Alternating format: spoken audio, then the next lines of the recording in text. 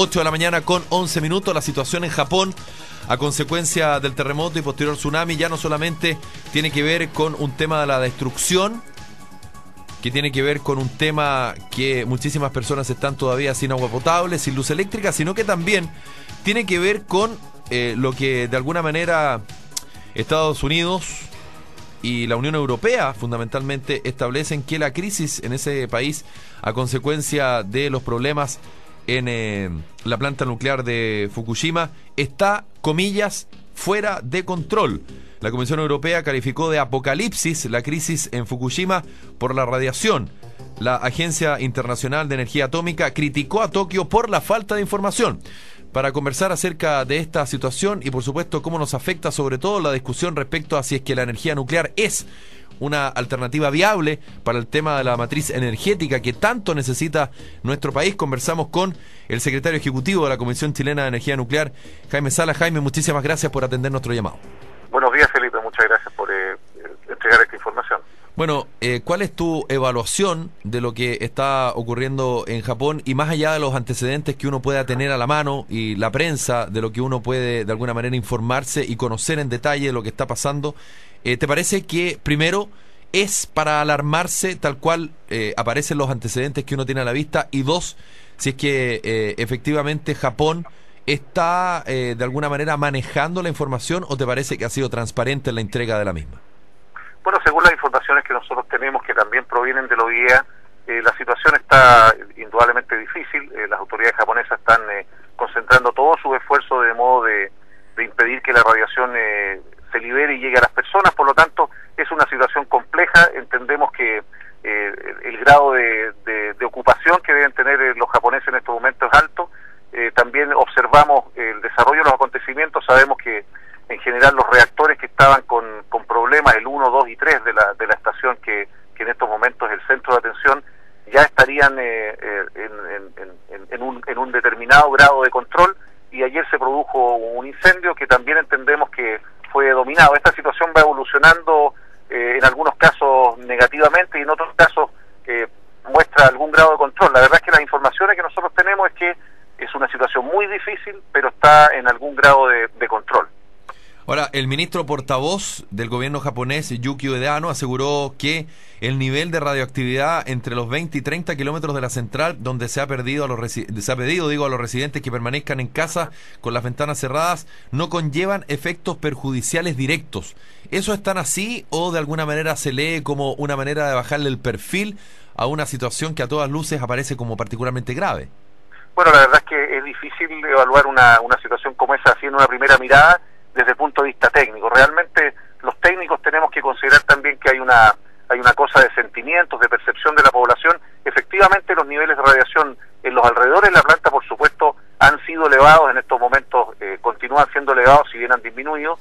Hay que considerar que a medida que se avanza, digamos, en la distancia a partir de la fuente, todos estos contaminantes comienzan a dispersarse. Por lo tanto, yo creo que es esperable que con la distancia que estamos considerando, 30 kilómetros, y con los antecedentes que nosotros tenemos respecto de la liberación de actividad, es esperable que estas informaciones sean fidedignas en realidad.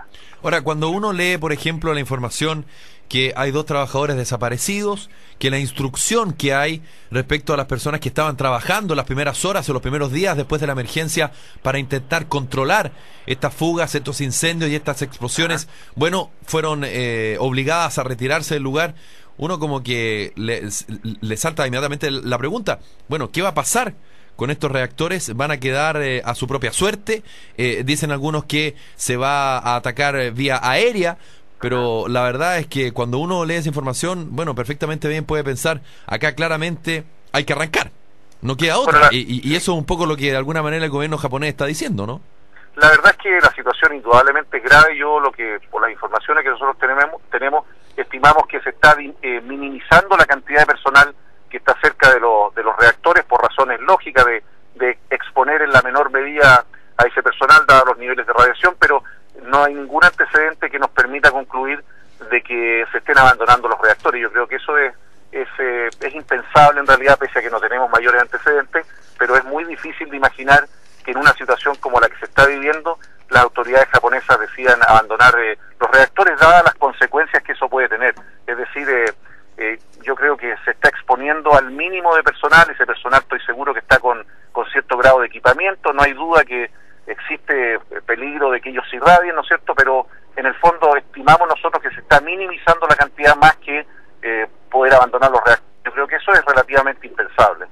Estamos conversando con Jaime Sala, secretario ejecutivo de la Comisión Chilena de Energía Nuclear.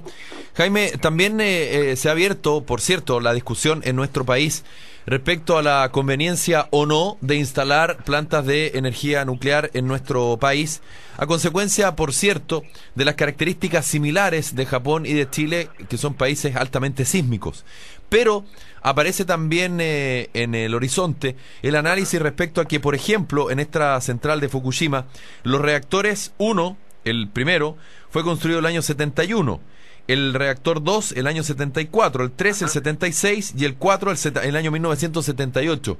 Por lo tanto, a lo mejor, más allá de lo que significó el movimiento telúrico cercano a los 9 grados en la escala de Richter, esto tiene que ver con la cantidad de años que tenían estos reactores y en una de esas su lenta o equivocada renovación que finalmente provocó esta emergencia, ¿o no? Así es, yo creo que tenemos que considerar varios factores. En primer lugar, no estamos diciendo nosotros que los reactores que se construyeron hace 40 años sean inseguros. Lo que sí estamos diciendo es que la tecnología ha avanzado mucho desde ese tiempo, particularmente todo lo que tiene que ver con técnicas para la mitigación de los efectos de los sismos. Aquí hay una consideración muy importante que hacer, que el maremoto tuvo un efecto muy importante sobre estos hechos que se desencadenaron, ¿no es cierto? No podemos hacer una evaluación completa en estos momentos, pero indudablemente, de acuerdo a los antecedentes que nosotros tenemos, es el maremoto el que provocó grandes efectos. No tenemos una total certeza de que el sismo en sí haya provocado también estos efectos, pese a que en una primera mirada es así. ¿Y eso por qué, perdón, y por qué ocurre eso, Jaime? Porque ocurre el hecho de que, bueno, ¿por qué ocurrió? Que el daño sea mayor por el maremoto y no por el movimiento telúrico. Claro, básicamente según los antecedentes de que nosotros disponemos, los reactores cuando se apagaron automáticamente cuando comenzó el sismo, Exacto. Como se debe, ¿no es cierto? Y estuvieron funcionando un tiempo, pero estos reactores se quedaron inmediatamente sin electricidad, lo cual es un hecho esperable en estas circunstancias, y el diseño de los reactores implica de que comienzan a actuar generadores adicionales de electricidad, unos generadores diésel. Y fue el maremoto el que destruyó estos generadores diésel, y eso provocó que la planta se quedara totalmente sin electricidad, y por lo tanto las bombas que impulsan agua para el enfriamiento del núcleo se quedaron sin posibilidad de actuar. Y por lo tanto, más allá que se hayan apagado, igual se necesitaba esa agua para el enfriamiento. Claro, el hecho de apagar un reactor es un inicio, pero el reactor no puede sino seguir siendo refrigerado. Hay una cantidad inmensa de calor que se sigue generando, que es el calor residual, que debe ser evacuado a través de la introducción de agua. Víctor, Jaime, cuando tú señalas que la tecnología ha avanzado de manera bastante rápido y que no necesariamente tiene que ver con la antigüedad de estos reactores, sino que de alguna forma lo que ocurrió con el maremoto, cuando uno piensa eventualmente en la posibilidad de instalar este tipo de centrales en nuestro país, bueno, me imagino que si es que así se definiera, la tecnología va a ser bastante distinta a la que se está ocupando en Japón. De todas maneras, ¿existen ciertos riesgos en zonas sísmicas o en un país sísmico como el nuestro que eventualmente puedan ocurrir situaciones como la que pasó en Japón, más allá de la tecnología que sea distinta a la que se está ocupando en Japón? Bueno, lo que pasa es que uno inevitablemente tiene que ligar ambos hechos. El hecho que exista una zona sísmica, y esto no me estoy refiriendo exclusivamente a Chile, en términos generales, los reactores se construyen con ciertos estándares. Estos estándares han subido, se ha incrementado dramáticamente durante los últimos años. Las técnicas antisísmicas han evolucionado muy positivamente, por lo tanto hay que ligar ambos hechos. Por supuesto que en términos generales, y no solamente refiriéndome al tema nuclear, sino que en cualquier actividad siempre hay un riesgo, pero en este caso la industria nuclear, lamentablemente estamos observando un hecho muy dramático sobre el cual los argumentos son difíciles de sostener, ¿no es cierto? Pero si nosotros consideramos la evolución de la tecnología, si consideramos que hay que tomar todas las medidas, principalmente en este caso las que se refieren a sismos y tsunami, entonces nosotros tenemos una seguridad muy cercana a la absoluta, digamos, sin poder obviamente asegurarlo en estos momentos, de que en caso de que cualquier país en estos momentos quisiera adquirir potencia nuclear, digamos, para producción de electricidad, tiene a su disposición una industria que es capaz de satisfacer esos requerimientos de seguridad. Ahora, si es que efectivamente así se concretara, la alternativa de instalación de una planta nuclear, debiera ser similar a la que se ocupa en Japón, es decir, con el agua de mar como un elemento clave para la hora, por ejemplo, del enfriamiento, y en zonas cercanas a la costa, ¿o existen otras alternativas también?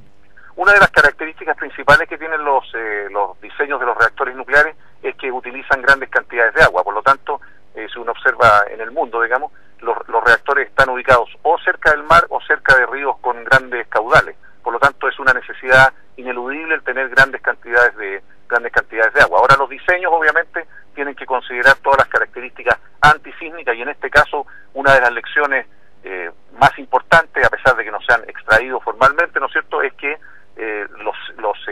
los maremotos han tenido un efecto trascendente en estos dramáticos hechos. Jaime Sala, secretario ejecutivo de la Comisión Chilena de Energía Nuclear. Jaime, muchísimas gracias por haber atendido nuestro llamado a esta hora de la mañana aquí en Radio Oasis. Muy amable, Felipe. Muchas que esté gracias. muy bien, buenos días.